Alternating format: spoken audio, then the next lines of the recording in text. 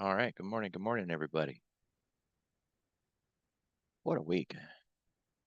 What a month.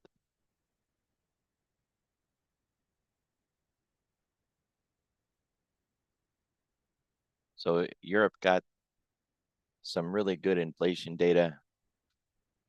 We're looking to get some inflation data this morning, PCE. It's not the biggest data that we could ever get, but it does go to inflation, 100% something the market is going to pay attention to. You're going to want to pay attention to this one.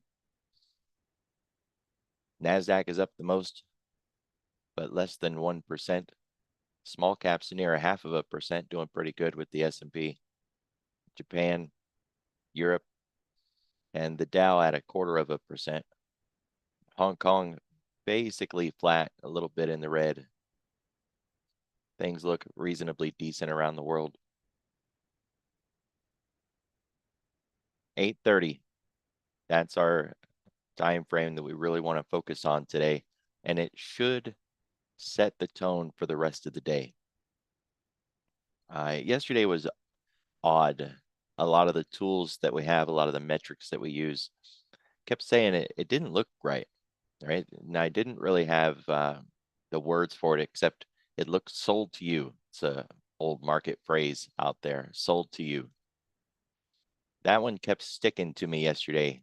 And if you read the Spot Gamma's founder's note from last night, I don't have the AM edition yet, but if you read the PM one, they said yesterday there weren't really any bearish signals. There just really wasn't any bullish ones either. And I like that because that really was our morning yesterday. And then in the afternoon, the flows just got more and more negative, and then we fell off a cliff. And there wasn't any news. I looked everywhere that every source that I have, and there was no reason, no specific event or economic data that knocked us out the door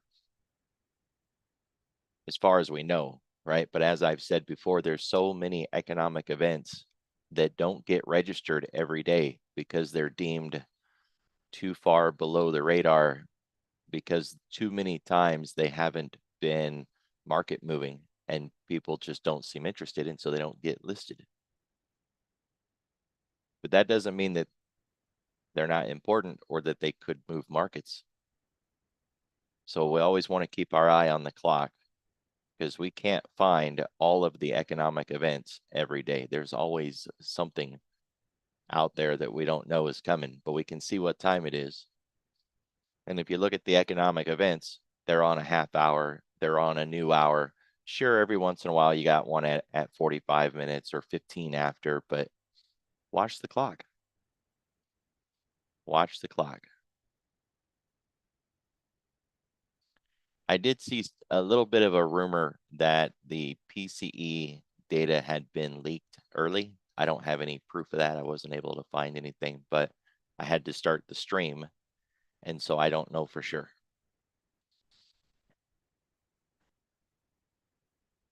I changed websites a couple of months ago from one that I had been using to one of those websites that are hosted by a company, and then it's basically a lot easier for someone like me to use it. Mine, after building it back up over the last 6 weeks, just got bought out. The entire company, all the websites shut down. So give me a little time, rebuild another website somewhere. Yay.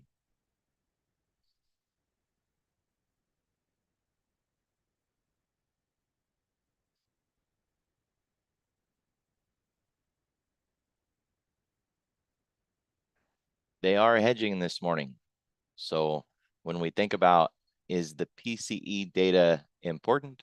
Is it something the market's going to pay particular attention to? Should we be worried and anticipating perhaps a gap close play? Yes. How do we know that? Well, they won't spend money on a hedge unless they need to, right? It is literally spending money for them. They're not going to spend that money for nothing. They're worried. You need to be worried. See how simple that is? They're hedging. We can see that they're hedging, so we need to be concerned. Since we know that they're hedging, that takes pivots off the table.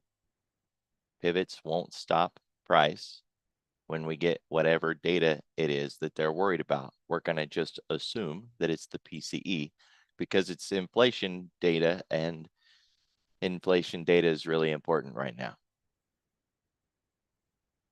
So yesterday's high, yesterday's low, it's a relatively tight range if we just focus on the regular trading hours.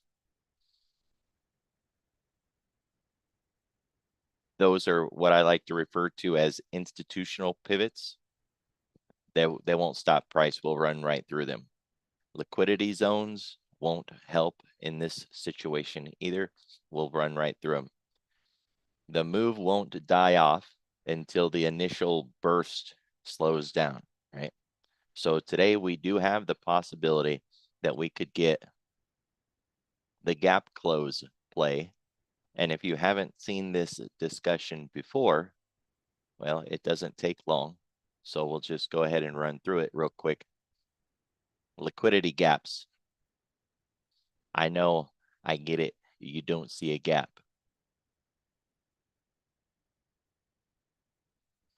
Yeah, that's a really fair question. When it comes to hedging, we can try to assume which direction they're going, but we don't have to, right? And the question is, are they only protecting themselves to the downside, or are they also worried about a crash up? Either one. And we could dig into the data to see which direction they're trying to hedge, but at the end of the day, just knowing that they are is all I need. But yes, up or down, right? This isn't about beating the drum for the bearishness out there, or being the person who cried wolf. We could just as easily get one of these moves up as we could down. So this is the move we're looking for. This is the gap close play. We're looking for one single candle on a 5-minute chart, almost no wick from where it starts, and it moves in a single direction, closing near the end of that wick. Build a bit of a base, work our way back to where the candle began, usually between 10:30 and 11 o'clock. Now, this was a bearish one, but we're not talking direction here because it can be bullish or bearish. This liquidity gap, even though you don't see a gap, you see a candle, it's about where the orders are on the dome, where the market participants are at. When price moves this fast, you'll see that the orders that follow behind it, they're the weakest hands. They're the newest position. The phrase last in, first out kind of comes to mind. So we're looking for nearly no wick at the start of the candle and a drive in a single direction to close near the other end of the candle. And then we spend our time working back to the gap close between 10:30 and 11. So here's another one. This is a CPI print, 8:30. No wick on the bottom. It did pull back a bit. I use 25, 50, 75, and 100 to break a candle apart into pieces. I don't want it to close below the top 25%, right? So if this is 75%, it needs to stay above that 75 percentile. Or if it was going down, then it needs to stay in the lowest 25% of the candle. We don't want it to close near the half, anywhere near the half. When this one pulled back, the next candle was actually stuck inside that wick, and we struggled there. That could have been the end of it right there, but they weren't done, continued to drive it. Then we based and we worked our way back, got there before 11 o'clock. I don't know that we're going to get this setup, right? But we get the opportunity for this setup every month at 8:30 on CPI, PPI, non-farm payrolls, PCE. These are the times where we know that we could get this. We also can see this pattern in the middle of the day. This is what we don't want to see right here. So really good example of what we do not want. A lot of wick on the bottom, lots of wick on the top, and we closed near the midpoint. And then price immediately went down and got that gap closed before the 9:30 open. So you could look at this and say, yeah, but it closed the gap. Yep. I don't want to trade this one. If that works for you, cheers. But it's not what I'm looking for. It's another example of what we do not want. Big wicks on each direction, closed near where we started. It's another one. Big wicks, closed near where we started. Kind of get the idea. This is what we don't want to see. Now, I mentioned that you can get these on the intraday too. Here's one at 10 a.m. when we had some 10 a.m. data. This left a liquidity gap. Later in the day, we got another one here, which was almost immediately filled within, say, 20 minutes. Then we had another one here, which dropped us down, filled the first one, and we ran back up and filled that one. Wild day, right? So on the one hand, say you don't trade futures and you don't care about this. Cool.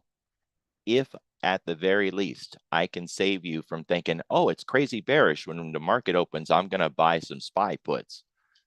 Bad idea. We didn't go down, right? So if I can help you avoid doing that, then great. Same thing here. It would have looked really bullish if you had not heard me talk about this, get into the open and you're thinking, sure, I'm going to buy some SPY calls or SPX calls. Yeah, that didn't work. So, you know, even if you're not trading futures and you don't want to trade this gap close, then at the very least, maybe I can save you from just going the wrong damn direction. As for the hedge itself, it's not my opinion. I'm not guessing or assuming that they're hedging, right? This isn't me giving a bias.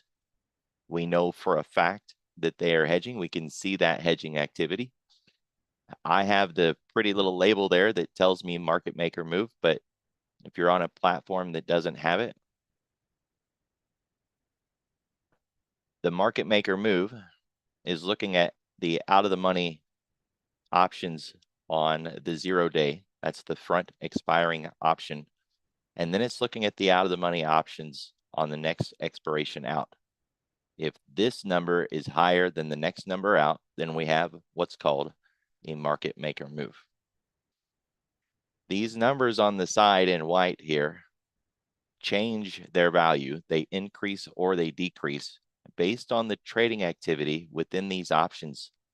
They all have their own implied volatility values. We can see how all these out of the money calls have implied volatility, and so do these out of the money puts. Well, how does implied volatility change on an option as opposed to implied volatility that's on a candle chart? On a candle chart, it's how far did price move? How far from one close are we at the next close? Distance, right? Movement. Well, we don't have candles here. So how do we gauge implied volatility on options? It's how fast they're being traded, how the trades are coming in at the ask, at the bid, hitting the mid. So the aggressiveness of the trades themselves, the quantity of the trades, how many days to expiration. It uses a little bit of the square root of time and some other fun math. Now these numbers on the side, it's a proprietary number. They just straight up won't give us all the information on how do you calculate that number. And everybody does it different. IBKR, Thinkorswim, Schwab, everybody does this number different, but they all kind of get around the same thing. So that's why if you go to different brokers, you don't see exact same numbers from one system to another, but they're close enough. And what we want to see when we're trying to identify, if we're trying to suss out which way they're hedging, is to look for that trading activity and try to spot, are they on the call side? Are they on the put side? Where are they hedging? That can give you some directional bias, or at least give you their directional bias, right? Remember that hedge funds are notoriously wrong, late, on the wrong side. They just have enough capital to move things, right? Doesn't mean that they're right a lot So we can see where they're trading. We can try to identify what their protection is designed to do. But at the end of the day, we know that they're worried. We know that they're scared. And if we didn't know that today had economic news, we just fired up the machine and looked, seen a market maker move, say, oh, shoot, what are they hedging for? Maybe we ought to go find out, right? It would notify us if there wasn't an economic event today that they're sure worried about something, and maybe we need to go find what it is or stay in the side until it starts to decrease. Because if it's continuing to increase, then they're continuing to hedge, and we may not know where they're hedging against. Today, they're hedging against PCE.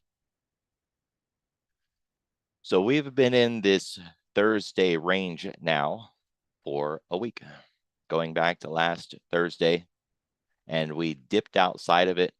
We came back in on both sides. We did get through the top there momentarily on Monday. Markets won't stay in a range forever, right? Especially the S&P. The longer we stay in this range, the more the move is going to be when we finally come out. That's just markets. That's just the way it goes. I don't know that today's going to be the day. And even if we do, there's no idea how big the move is going to be, right? That's just how it all plays out. But it is a big heads up, right? That at some point we're going to leave this range. And because it is a range, we can project our upward and downward levels from there.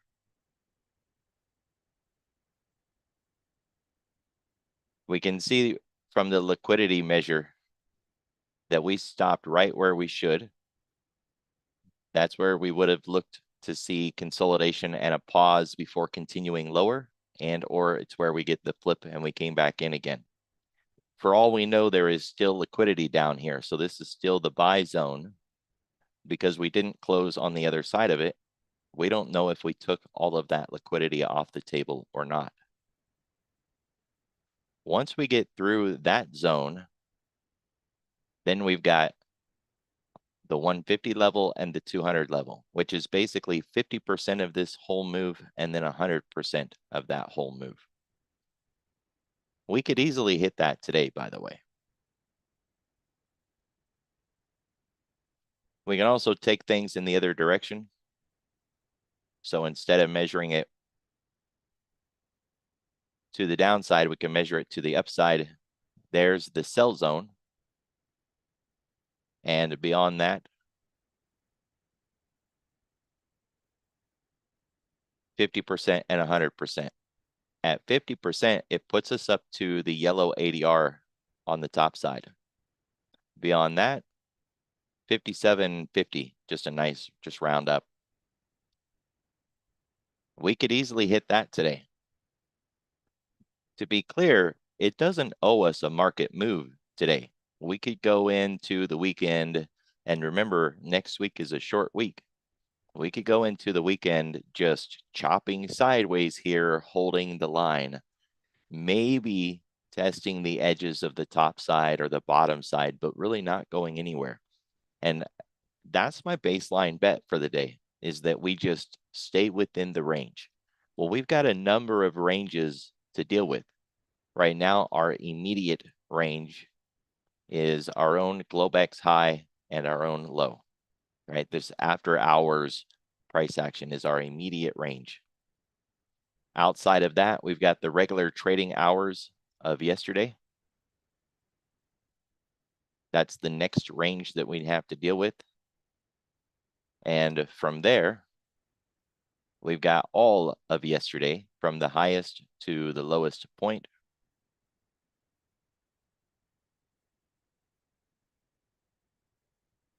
So the range just got a little bit bigger, but really it's only expanding to the downside, right? At this point. And then we can follow it all the way back to Thursday. So it just gets wider and wider and wider. The ADR on the upper edge, I expect that's going to hold unless these numbers are just so wildly bullish that the holding the range is the wrong bias and we break out and go. We've tested that top. We made it Thursday, tested it Friday, Monday, yesterday, 3 different days, and it's held so far. That wall of sellers up there is not done yet. It's going to take a lot of juice, a lot of push to get us through that seller wall, that sell zone. On the other side, a break to the downside. We've shown time and time again over the last week that we can expand to the downside pretty easy.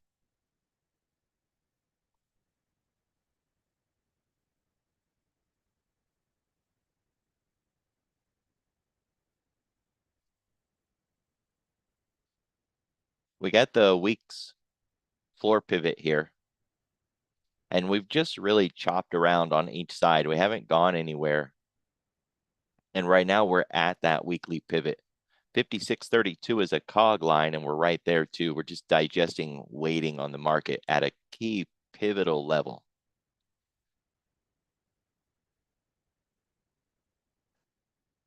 When it comes to the daily floor pivots, the channels are overlapping, but today's pivot is higher than yesterday. Price did open above, so that's considered bullish. But look how it's all compressed and scrunched together, and it doesn't make me feel bullish by any means. This is more of a like a mechanical system than anything else at this point. We had a little pop back up, and so we happened to close and then open right above that pivot, but I don't see that as bullish, especially when we're inside this really wide range from Friday.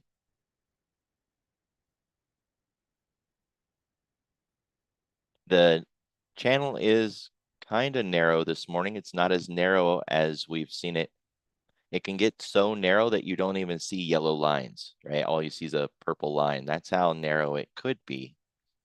But it's certainly the most narrow channel band that we've had in a long time.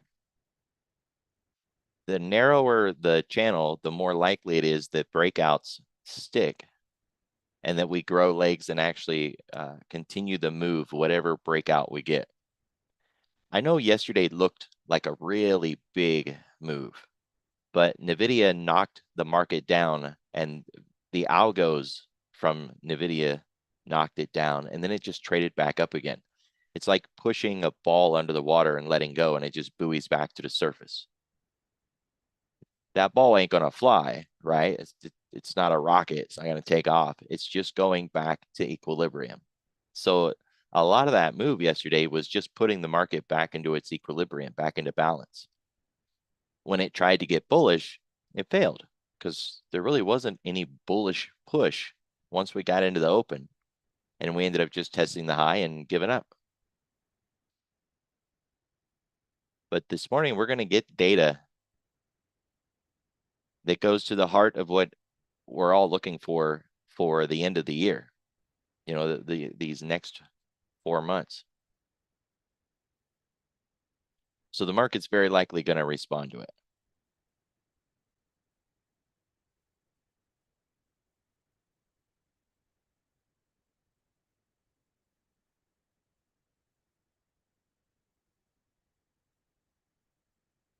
This is the volume profile for the week.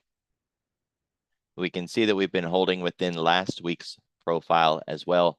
There's no value at this point to where the point of control is or the value area high and the value area low, because the week is almost done and we've cut through these levels in both directions enough that there's no way that we would want to look to respect any of those older values. And for the week, we want to just take a look at where's the most volume at right now. Still over our head. So any move to the upside has to deal with that. We're not going to call it support or resistance because we've been through that zone multiple times. And trying to guess whether it's going to act as a resistance or not is just that. It's just a guess. But it is a fact that that's where the greatest amount of trading has taken place. That's not my opinion. I'm not putting any bias into that. If we go back to that spot, you could consider it trader's remorse, maybe a reevaluation of the current trades that they're in, or just unfinished business. We expect trading activity at that level.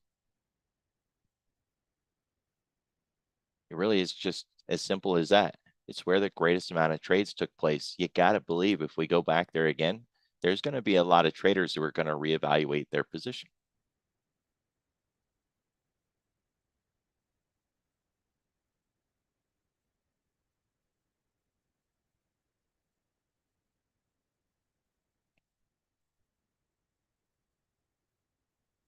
Yesterday, we had the best volume on the week, around 90. This morning, we're sitting at 55. So we're getting volume and they're hedging.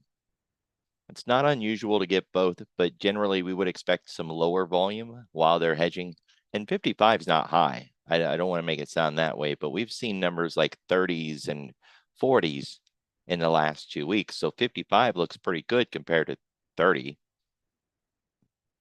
There is some trading going on, but they are hedging, right? And when it comes to the hedging part, the idea behind it is the firms are out there trading a lot of SPX options.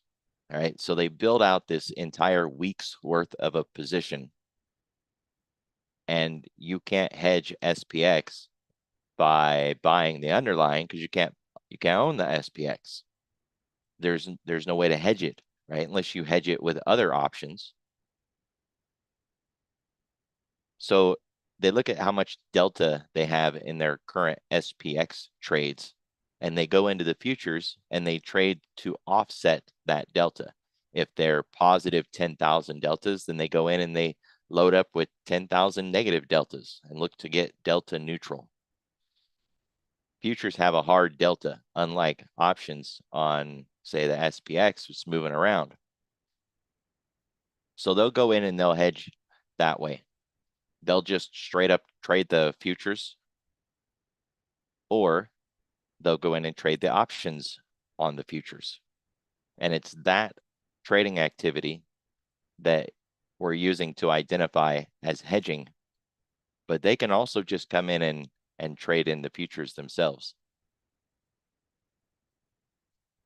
If you haven't done it before, it's interesting to read the COT report. It's called the Commitment of Traders report. It comes out every Friday. It's a lagging report because it gets data from this Tuesday and it synthesizes it, bundles it all up, and provides it to people by Friday. But these firms, they can't get out of their positions in a day. They can't do it in 2 days, right? It takes weeks to move their positions. And they're not net long. They'll be long 20,000 and short 5,000, right? Something like that. And if they want to reduce their long, they won't sell the 20,000. They'll just add more shorts. Or they'll be net short. And when they want to be less net short, they don't unload more of their shorts. They just add some longs. I know it's hard to wrap your head around, but check out the Commitment of Traders report and kind of get an idea, because the more you can understand who, quote, they are and how they are trading, the better you can understand the day-to-day moves in price. Not perfectly, right? Because we never know exactly what they're doing. And there's a lot of different them and they and those. There's a lot of groups. And it's too simplistic to lump them all into the same basket. 10-day, 30-minute volume profile, the point of control, we're not expecting this to move anytime soon. Even that run to the downside yesterday didn't add any real levels to the downside. So we're at the point of control, which is going to build more volume up here. And we don't have any other level anytime soon. So I would say that it's going to stay at this level for weeks, unless we move up or move down away from this zone and we hit a massive iceberg or ceiling and we challenge a new place with this much volume. Not going to happen anytime soon, right? We do have a new VPOC, so the point of control from yesterday.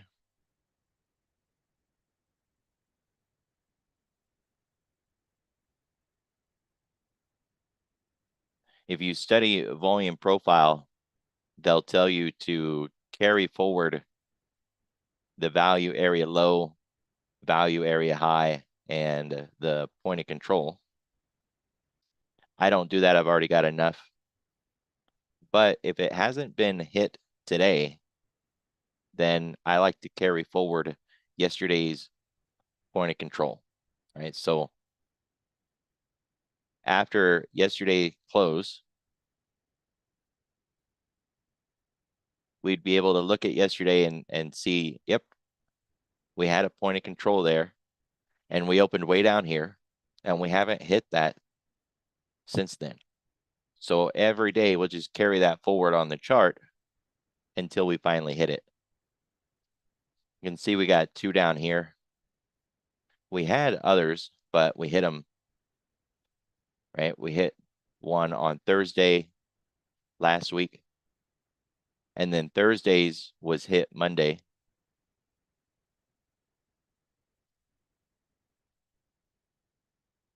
So now we've got one overhead, 56.48.5. Not really a surprise that it's right next to a major level, 56.50.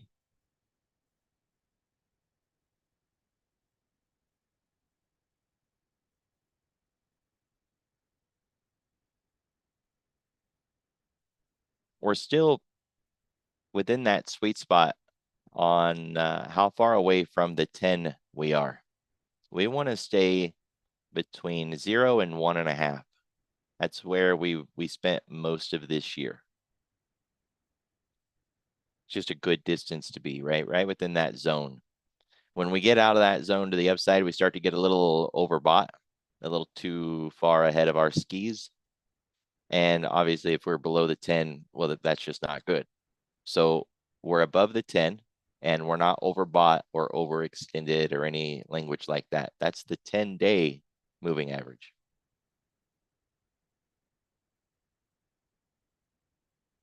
For the 10-week, we are right at 2%. It's not a bad place to be. If we look back over the year, say just for 2024, there's been periods where we were, around 4%, but I like around 2 to 3.5. That's a good zone, good range to be in. And it's just a nice place to be, right? So we're not overbought. We're not overextended. Being above the 10 on the weekly is considered healthy, strong. Even if we do make moves to the downside, the 10 is often a decision point. So it is a place where traders step in. So we're looking pretty good from that point of view. And we have next week's range projections. We don't know what the range is going to be for sure because it's not set in stone yet. But remember that next week is a 4-day week. And this range that I just highlighted is our current week's range, and it was based on 5 trading days. Some of this range, the math uses how many days do we have? And then some of the math uses the volatility. So if I was using more time or if I was using more volatility, the range would be bigger or smaller. Right? So we know next week is a 4-day week. And surprise, the range is mildly smaller, but not significantly. Next week's got a lot of volatility priced into it, even though it shows the range is a little smaller. And I would argue that it's misleading to see that range and think, oh, it's smaller, there's less volatility next week. Nah. If there was less volatility and less days, the range should be much smaller than this, right? So at the moment, they're still pricing in a lot of volatility for next week, but it's not set in stone yet. It won't lock into place until tonight after the market closes. Right now, it's still alive and it's still moving up and down. As price moves, so will these other lines. After the close today, it'll lock, and then it'll be just like all these other lines. So we want to look ahead into next week and say, what's on the table that's so big next week that they're pricing in volatility for it bigger than the week that we just had? Bigger than NVIDIA? Wow, it must be something really big on the table. Jobs, I think, is next week. So we'll revisit this on Tuesday when we get back, as we do every time we get back from a weekend. And I can tell you now that this indicator doesn't like short weeks. The reason for that is Thinkorswim doesn't give you access to these numbers in any code, right? So when Mobius was coding this indicator, he couldn't come in here and tell the Thinkorswim indicator, come get this number, because you can't get this. He had to get the numbers from somewhere else. And yeah, for the most part, it works really good most of the time. But sometimes it's just janky, and it's not his fault. It's because of the short weeks. So you're better off drawing it by hand next week. I know that sucks if you use it on a lot of products, like if you're looking at Apple and Meta and, just kind of jumping around and looking at all those different expected moves, it's going to suck because you would have to probably draw it out for all of those. Maybe it works and it isn't going to give us an issue, but I'm just warning you now, it doesn't like short weeks, and it often doesn't get fixed, or balanced by Thinkorswim for days. So it might not look right until, say, Tuesday or Wednesday, or Wednesday or Thursday. If you look back on a 10-year history, there's been periods where it's been really, really far off, right? Like, say, this one. We don't even have the top side of that yet. Obviously, this one was wrong, right? That wasn't our range for the week. Something was all jacked up for that week. The only good thing is that you can see it, right? You can see that and like, yeah, no, that's not right. That can't be our range for the week. That was from 4,000 all the way up to 5,100. I mean, come on, So we'll see what we get. If we have to draw it by hand, then we will look at this number. It's 7 days to expiration from this moment. After the close today, I'll get a snapshot picture and we'll get it so that before Monday, because Sunday night, the markets are going to open in Globex and this number is going to change. If you don't get it before the Sunday open, then you missed your chance to get that number. So at some point over the weekend, we'll get the plus and minus for next week, and then we don't have to worry about it. I used to take that picture every week, but at some point, just like, why am I doing this every week?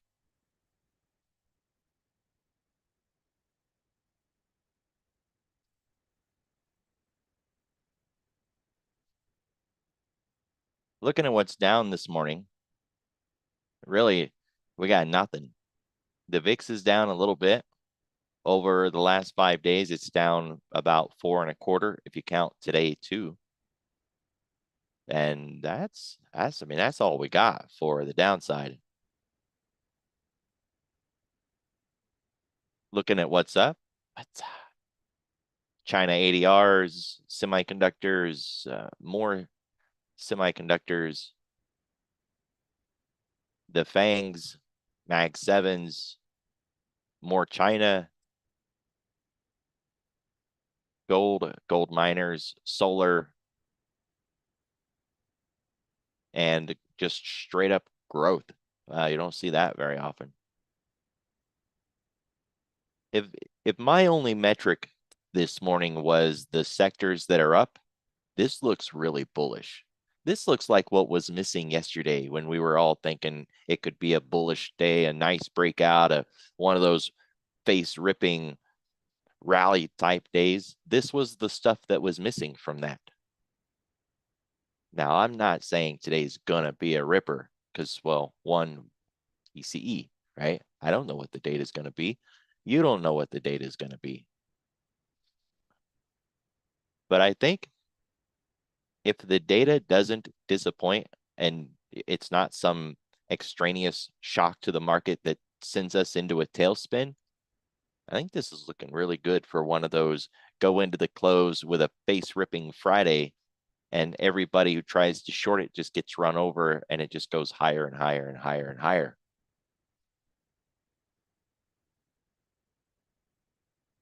We've got all the boxes checked for it to do that. We've got data on deck. The Mag 7 is up, semis are up. The cheap generic stuff, so like your short covering rally and your small caps are up. The Mag 7, I mean, those guys all by themselves being up, and then precious metals, small caps, emerging markets, China, solar. And if you got solar up, then you got things like the dollar down, yields down. Gold is the only one that's a little janky. If we were looking for good moves in the NASDAQ and the S&P to the upside, we wouldn't want to see gold up. So that's a little weird. But otherwise, everything else, we're primed for a ripper. That'd be nice, huh? I'll take it. We haven't had one in a little while. Unless you stay up trading overnight, then Thursday was really good. So we're waiting on data. You've got less than 20 minutes. And then, the week is half done, or the day is half done already. I know that's an unfamiliar concept to most of you, but it started last night at 6. So at 6 o'clock this morning, we were half done. And here it is after 8. So the day is more than half done. Let's wrap it up and then get into the weekend. Everybody be careful, be safe, have a good weekend. I'll see you all Tuesday.